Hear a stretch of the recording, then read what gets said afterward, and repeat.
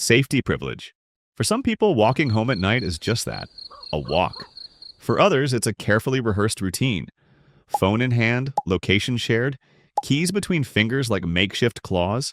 Safety privilege means never having to plan your survival before you leave the house. It means strangers are background noise, not potential threats. If you've never avoided an elevator because only one person was inside, or crossed the street because footsteps behind you felt dangerous, you've experienced safety privilege. For some, fear is occasional. For others, it's the default operating system. Financial privilege. Money may not buy happiness, but it buys choices. And choices are priceless. Financial privilege is when emergencies are frustrating, not devastating. Your car breaks down, you groan about the bill. Someone else's car breaks down, and suddenly they can't get to work, which means they can't pay rent, which means they're facing eviction. For one person, it's a hassle. For another, it's a chain reaction. Privilege is not living life on a trapdoor, where one wrong step drops everything into chaos. It's knowing that bad luck won't immediately dismantle your entire existence. Educational privilege.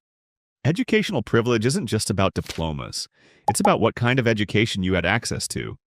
Some children grow up with laptops, science labs, supportive teachers, and parents who can afford tutoring.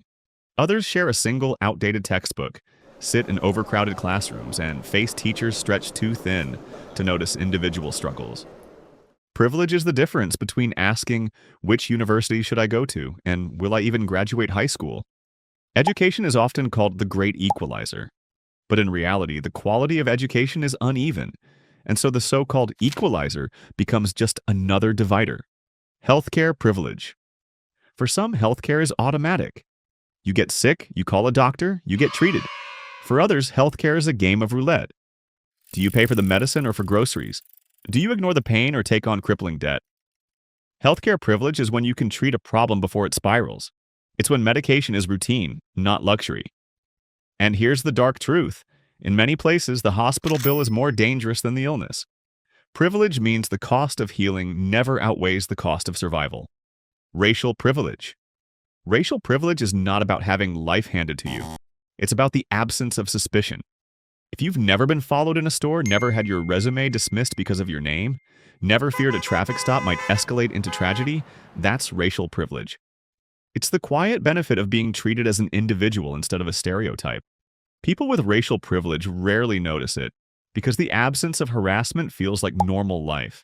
For others, the constant background noise of judgment and danger never shuts off.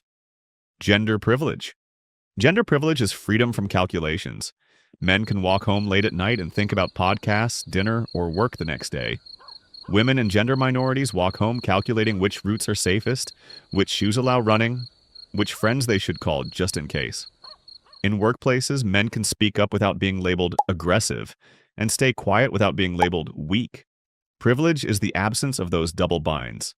It's the ability to simply exist without strategizing your safety, tone, or appearance. Sexuality privilege.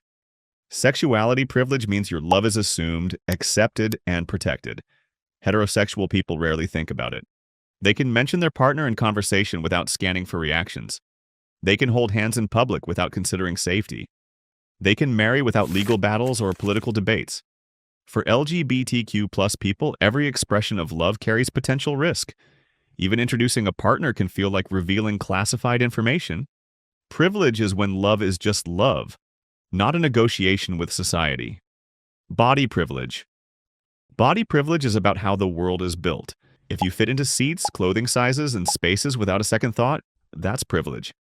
It means never being told your body is a before picture. It means your body is not treated as a moral failure or a social spectacle. For those without it, the world is a constant reminder that spaces weren't designed for them.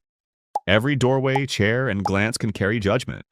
Privilege is when your body is invisible in the best way, not noticed because it fits society's silent blueprint.